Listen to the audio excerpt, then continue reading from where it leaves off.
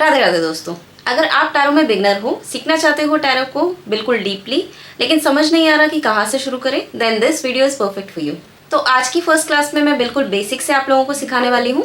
सो ये फील्ड है occult science, इसका मतलब हिडन साइंस। ये छुपी हुई विद्या है, ये हर किसी के लिए अवेलेबल नहीं होती, आपके लिए अवेलेबल हुई है। That means you are a chosen one. तो हिडन साइंस या ज्योतिष हम इसको बोलते हैं। ज्योतिष दो शब्दों से बना हुआ है, ज्योति प्लस ईश। ज्योति का मतलब होता है लाइट और ईश का मतलब गॉड। तो ज्योतिष में सब कुछ आ जाता है, न्यूमरोलॉजी, एस्ट्रोलॉजी, वास्तुशास्त्र, होरा शास्त्र, टैरो, पामिस्ट्री। ये सब्जेक्ट किस लिए बनाए गए हैं? खुद को पहचानने के लिए और ईश्वर को पहचानने के लिए। तो ये एक ऐसी ज्योति है जो हमें ईश्वर के करीब लेके जाती है। ज्योतिष का सबसे पहले असली मतलब क्या होता है? ईश्वर कौन है, परमात्मा कौन है? आत्मा का ही जो फाइनल हायर कॉन्शियस होता है वो होते हैं परमात्मा। तो हम ये कह सकते हैं कि ज्योतिष वो ज्योति है जो हमें खुद को पहचानने के लिए मदद करती है। तो इसका मतलब ज्योतिष का जो पहला पर्पस है वो है डिवाइन कनेक्शन, खुद से जुड़ना, ईश्वर से जुड़ना, समझना कि मैं कौन हूँ, आत्मा कौन है, परमात्मा कौन है। और हम ये भी कह सकते हैं कि ये एक ऐसी ज्योति है जो हमें बताती है कि हमारे जीवन में क्या चल रहा है, क्यों मैंने जन्म लिया, और अगर लिया है तो ये सुख क्यों आ रहे हैं, सुख आ रहा है तो ये दुख क्यों आ रहा है, ये सुख कब आएगा, ये दुख कब जाएगा। इन्हीं सारी चीजों को आप कहते हो प्रेडिक्शंस। दो पर्पस होते हैं ज्योतिष पढ़ने के, पहला डिवाइन कनेक्शन, दूसरा प्रेडिक्शंस। अब हम क्या करते हैं, हमारा सारा का सारा ध्यान होता है प्रेडिक्शंस पे, हम प्रेडिक्शंस के पीछे भागते रहते हैं। तो इस फील्ड में ये पॉसिबल नहीं है कि आप डिवाइन कनेक्शन पर तो काम मत करो लेकिन सीधा प्रेडिक्शंस करने लग जाओ, ये नहीं हो पाएगा। और बहुत सारे लोगों ने ऐसा देखा भी होगा कि उन्होंने कोर्सेस तो कर लिए पर अपना चक्रा बैलेंस नहीं किया, डिवाइन कनेक्शन पे काम नहीं किया, तो वो जो बोलते हैं वो क्लाइंट से कभी रिलेट ही नहीं हो पाता। फिर सोचते हैं पढ़ा तो ठीक है, बोल भी ठीक ही रहे हैं, पर क्लाइंट कह देता है ऐसा तो कुछ भी नहीं है। तो ऐसा क्यों होता है, इस बात को आपको समझना पड़ेगा, क्योंकि आपने थ्योरी तो पढ़ ली लेकिन जो पहला पर्पस था डिवाइन कनेक्शन का वो तो पूरा ही नहीं हुआ। कनेक्शन तो मेरा कोई परमात्मा से है ही नहीं। सो इस विद्या को सीखने समझने के लिए बहुत जरूरी है कि डिवाइन कनेक्शन, ईश्वर की कृपा आप पे होनी चाहिए। इसीलिए इस विद्या को दैविक विद्या कहा जाता है। दैविक विद्या मतलब जो देवों की मर्जी से आती है, ईश्वर की मर्जी से आती है, आपकी या मेरी मर्जी से नहीं आने वाली।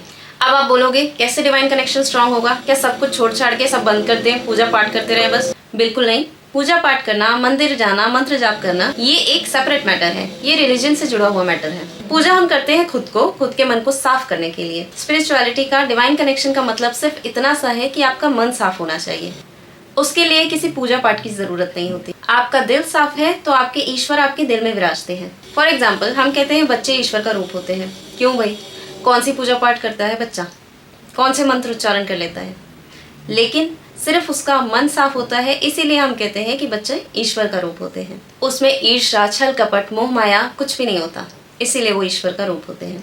आप भी अपने दिल को साफ कर लो, नेगेटिविटी को हटा लो, आप भी ईश्वर का रूप हो सकते हो। तो इसको स्पिरिचुअल लैंग्वेज में हम क्या बोलते हैं? चक्रा बैलेंस करना, चक्रा बैलेंस होना।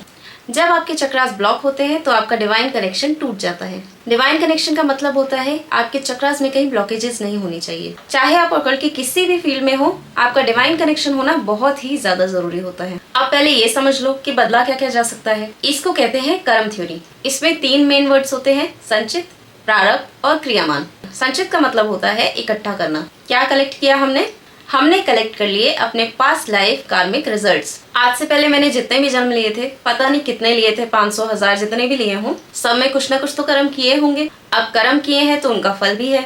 कुछ फल मैं भोग चुकी हूँ लेकिन कुछ अभी बैलेंस में है, कुछ बचा हुआ है। सो जो मेरा कार्मिक अकाउंट है, जो मैं कर्म कर चुकी हूँ पर उसके फल अभी भोगे नहीं है, उनके कलेक्शन को कहते हैं संचित कर्म। सो आप ये मान लो कि ये आपका पर्स है और ये भरा हुआ है आपके कार्मिक रिजल्ट से कि अभी ये आपको भोगना है। तो जैसे जैसे पैदा होते जाओगे भोगते जाओगे। अब सवाल ये आता है कि सारा एक साथ ही भोग लो, क्या जरूरत है इतने सारे जन्म लेने की? तो हमारी लाइफ कितनी होती है? हार्डली 70-80 साल, 90 साल ज्यादा से ज्यादा कह लो। तो इतनी सी एज में अपना पूरा बैग कैसे खाली करोगे आप? दूसरा सवाल आता है कि मुझे कैसे पता कि आपका बैग भरा हुआ है, खाली नहीं है? हो सकता है खाली हो। तो मैं आपके सामने बैठी हूँ, आप मेरे सामने बैठे हैं। अगर कुछ भी नहीं होता, खाली होता, तो हमें मोक्ष मिल चुका होता। तो संचित कर्मा क्या है? जितने भी हमारे पास लाइफ कर्मास हैं उनका एक्यूमुलेटेड रिजल्ट। और प्रारब्ध क्या होता है? प्रारब्ध का मतलब होता है डेस्टिनी। आप डेस्टिनी यानी कर्म, इसको समझते हैं। तो जैसे एक आत्मा ने जन्म लिया तो वो खुद चुनती है कि ये जो मेरा बैग है इसमें से इतना रिजल्ट मैं इस जन्म में भोगने वाली हूँ, और ये हमारे साथ आ जाता है एज अ प्रारब्ध। और इसी के बेसिस पे आत्मा जन्म लेती है। फॉर एग्जाम्पल, एक बच्चा पैदा हुआ लेबर क्लास के घर में, किसी मजदूर के घर में, दूसरा बच्चा पैदा हुआ एक करोड़पति के घर में। अब इतना अंतर क्यों है दोनों की लाइफ में? उन्होंने तो पहली सांस ली है धरती पे, तो उसने क्या ही ऐसा अच्छा कर दिया जो उसको पैदा होते ही करोड़पति के घर में पैदा हुआ, और इसने क्या ऐसा बुरा किया होगा जो ये पैदा होते ही एक लेबर क्लास के घर में है जहाँ खाने को पैसे नहीं है। ये कहाँ से डिसाइड होता है? ये आपके प्रारब्ध से डिसाइड होता है, और ये आत्मा ने खुद चुना हुआ होता है कि इस लाइफ में मैं ये भोगूंगी। नेक्स्ट इज क्रियामान कर्मा। ये कर्मा होता है प्रेजेंट लाइफ कर्मा। मनुष्य योनि को सर्वश्रेष्ठ योनि कहा जाता है। मनुष्य जन्म मिलना सबसे कठिन होता है। क्यों भाई? हमने क्या किया ऐसा अच्छा? सिर्फ एक चीज कि हम अपना कर्म चुन सकते हैं। मैं अच्छा करूं या बुरा करूं ये मैं डिसाइड कर सकती हूँ। तो मैं सिर्फ भोगने के लिए पैदा नहीं हुई हूँ, मैं नए कर्म क्रिएट भी कर सकती हूँ। ये मेरी ताकत है। सो इसको बोलते हैं, जो इस जन्म में आप कर्म क्रिएट करने वाले हो, इसको बोलते हैं क्रियामान कर्मा या प्रेजेंट लाइफ कर्मा। सो एक रफ एस्टिमेट है, ऐसा नहीं है कि बहुत ज्यादा कैलकुलेटेड है। 60% इज योर प्रारब्ध एंड 40% इज योर क्रियामान। कहने का मतलब क्या है कि 60% जो तुम्हारी लाइफ में आएगा वो तुम्हारा प्रारब्ध होगा। तुम पास्ट लाइफ कार्मिक रिजल्ट्स झेल रहे होगे, उसमें तुम एक पत्ता भी नहीं हिला सकते, तुम चाहे जो मर्जी कुछ कर लो। प्रारब्ध के बीच में तो ईश्वर खुद भी नहीं आते हैं, ये तो हमें भोगना ही पड़ता है। बाकी बचा 40%, उसमें आप कुछ भी कर लो, उसको जितना चाहे बदल सकते हो बदल लो। चाहे पूरा 40% अच्छा कर लो, चाहे पूरा 40% बुरा कर लो, या फिर कुछ भी मत करो। इसको कहते हैं फ्री विल। ये तुम्हारी फ्री विल होती है। लोग कई बार बुरा करने के बाद कहते हैं ना कि ईश्वर की मर्जी के बिना तो एक पत्ता भी नहीं हिलता, ये हमने थोड़ी किया है बुरा, ये तो हो सकता है ईश्वर की मर्जी हो, तो ईश्वर ने कराया होगा, ये नहीं चलेगा। ईश्वर के आगे जब कार्मिक अकाउंट खुलेगा ना, तो ये नहीं चलेगा कि ईश्वर ने कराया होगा। ईश्वर कहेंगे बुद्धि तो दी थी ना, ऐसे ही करना था तो इंसान क्यों बन गए? गाय बन जाते, भैंस बन जाते, भेड़ बकरी कुछ भी बन सकते थे, पर इंसान ही क्यों बने? तो आपका कर्म टोटली आपकी रिस्पॉन्सिबिलिटी है। अब इस कार्मिक थ्योरी को समझते हैं। 60% क्या है? उस 60% में जो तुम्हें सिचुएशंस मिली हैं, जैसे मैं पैदा हुई हूँ, एक सर्टेन परिवार मिला, मम्मी पापा भाई बहन, कोई चुने थोड़ी थे मैंने थोड़ी कहा था ये मम्मी ये पापा ये भाई ये बहन ये मिलना चाहिए। अब लड़की शादी करके किसी के घर जाती है, देवर देवरानी सास ससुर वो चुनती थोड़ी है, मिल जाते हैं। तो ये जो चीज़ हम चुनते नहीं है मिल जाती है, यही हमारा प्रारब्ध होता है। और जब आपको ये मिलता है तो इसमें आपको ज़्यादा विचलित नहीं होना चाहिए। क्यों? क्योंकि इस जन्म में इसमें आपने कुछ किया नहीं है। इसको आपको एक्सेप्ट करना चाहिए कि क्यों ईश्वर मेरे साथ इतना बुरा कर रहे हैं या कुछ भी कर रहे हैं, ईश्वर कुछ भी नहीं कर रहे, ये आपका कार्मिक अकाउंट है। तो उस समय पे इतना ज्यादा खुशी मिले तो 7वें आसमान पे जाने की जरूरत नहीं है, या दुख मिले तो भगवान ने ऐसा क्यों किया मेरे साथ। क्रियामान कर्मा है, जिसको आप बदल सकते हो उसको बदल लो। और क्रियामान कर्मा की वजह से ऐसा नहीं है कि मैं प्रारब्ध को बिल्कुल बदल लूंगी, लेकिन ऐसा ज़रूर हो सकता है कि मैं उसके इफेक्ट को इतना कम कर दूं कि मुझे महसूस ही ना हो। फॉर एग्जाम्पल, मान लो प्रारब्ध से मेरी लाइफ में ऐसा है कि मुझे बहुत से लोग धोखा देंगे। अब मैंने क्या किया, क्रियामान कर्मा से किसी गुरु किसी टीचर की मुझ पे कृपा हुई और उन्होंने मुझे एनर्जी हीलिंग सिखा दी। For example reiki healing. अब मैं रोज़ रेकी करती हूँ, मेरे चक्रास बिल्कुल बैलेंस है।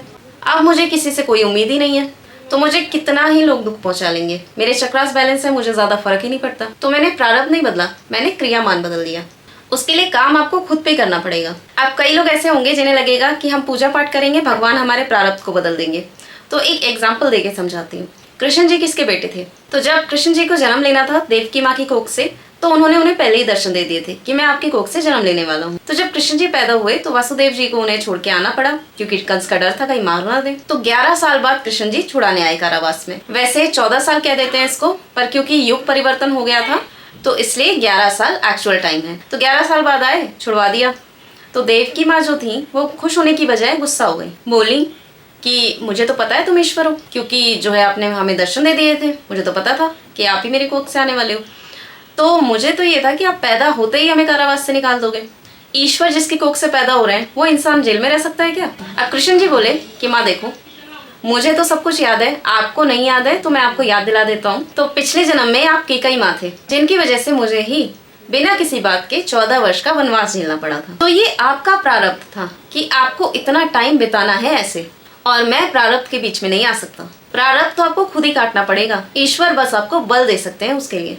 तो ईश्वर यहाँ पे आपको बताना चाह रहे हैं कि मैं खुद अपना प्रारब्ध नहीं बदल सकता हूँ। ईश्वर होके मैं अपना प्रारब्ध नहीं बदल सकता। ऐसा नहीं है कि वो बदल नहीं सकते थे, लेकिन वो हमें ये बताना चाह रहे हैं कि प्रारब्ध कोई भी नहीं बदल सकता। अब एक इतनी सी बात अगर आपने समझ ली ना, तो ये जो लाखों रेमेडीज की दुकान खुली हुई है यूट्यूब पे, इंस्टा पे, वो सब बंद हो जाएगी। क्योंकि आपको ये बेसिक बात अगर पता लग गई तो फिर आप ये सारी रेमेडीज नहीं करोगे। आप जो जरूरी है वही करोगे। प्रारब्ध कोई नहीं बदल सकता, कोई भी रेमेडी आपका प्रारब्ध नहीं बदल सकती है। नहीं तो इसी में फंसे रहोगे। कोई कुछ बता देगा, कोई कुछ बता देगा, आप रेमेडीज करते जाओगे, रिजल्ट कुछ मिलेगा नहीं। आप कई बार मन में सवाल आता है कि पढ़ के करना क्या है ये सारी चीजें, जब कुछ बदला ही नहीं जा सकता तो हम पढ़ के क्या करेंगे। तो हमें ये सब्जेक्ट क्यों पढ़ना है वो समझ लीजिए। मान लो मैं दिल्ली रहती हूँ, मुझे गुड़गांव जाना है, तो उसके लिए एक तरीका क्या है, मैं अपनी गाड़ी उठाऊं और चल दूं। और रास्ते में जाते हुए किसी से भी पूछ लिया, भैया गुड़गांव बताना, किसी ने कोई रास्ता बता दिया, लेफ्ट ले लो राइट ले लो, किसी ने कोई और रास्ता बता दिया। कहीं पे जाम लगा हुआ था, 1 घंटे में मुझे पहुंचना था, 1 घंटा तो मुझे जाम में ही लग गया। कहने का मतलब बस इतना सा है कि कुछ पता नहीं है कि कैसे जाना है, बस गाड़ी उठाई निकल लिए। अब दूसरा तरीका ये भी तो हो सकता था कि मैं गूगल मैप चला के निकलती। उससे क्या होता कि हमें रास्ता पता लग जाता, जो शॉर्टेस्ट रूट है वो पता लग जाता, और रास्ते में भूख लगी तो नियरेस्ट रेस्टोरेंट पता लग जाता, और फ्यूल खत्म हो तो गाड़ी में फ्यूल कहाँ से भरवाना है, नियरेस्ट हमें पेट्रोल पंप पता लग जाता। सब कुछ पता रहता, प्लानिंग करके चलते हम। एनी विच वेज गुड़गांव तो उठ के मेरे पास आएगा नहीं, जाना तो मुझे ही है, लेकिन जर्नी प्लान करना बहुत जरूरी है। अब प्लानिंग तो आप तभी करोगे ना जब आपको पहले से पता चलेगा, जब कोई बताएगा। हमें पता होगा कि कल बारिश होने वाली है, तभी तो आप छाता आज खरीदोगे। पता ही कुछ नहीं है तो फिर क्या करोगे। ज्योतिष का काम बस इतना है कि हमारी जर्नी आसान रहे। बस ज्योतिष का यही काम है हमारी लाइफ में। ज्योतिष कुछ बदलने के लिए नहीं है। टैरो पढ़ लोगे तो कुछ बदलेगा नहीं, लेकिन प्लानिंग कर लोगे आप उस चीज की कि अच्छा 2 साल बाद फाइनेंशियल इशू आना है तो मैं आज से ही सेविंग कर लूँ। It can help you lead an easy life. So इस सेशन से रिलेटेड कोई भी क्वेश्चन अगर आप लोगों के माइंड में है तो प्लीज मुझे कमेंट करके जरूर बताइएगा। मेरा पहला पढ़ाने का पर्पस यही था कि आप मिसगाइड ना हो कहीं से भी। अब कल से हम स्टार्ट करेंगे प्रॉपर टैरो की क्लास। आई होप आप लोगों को आज का सेशन अच्छा लगा हो। अच्छा लगा है तो प्लीज चैनल को लाइक शेयर सब्सक्राइब करना ना भूलें, ताकि आप नेक्स्ट आने वाली वीडियोस की नोटिफिकेशन से अवेयर हो जाएं। आज के लिए बस इतना ही। राधे राधे।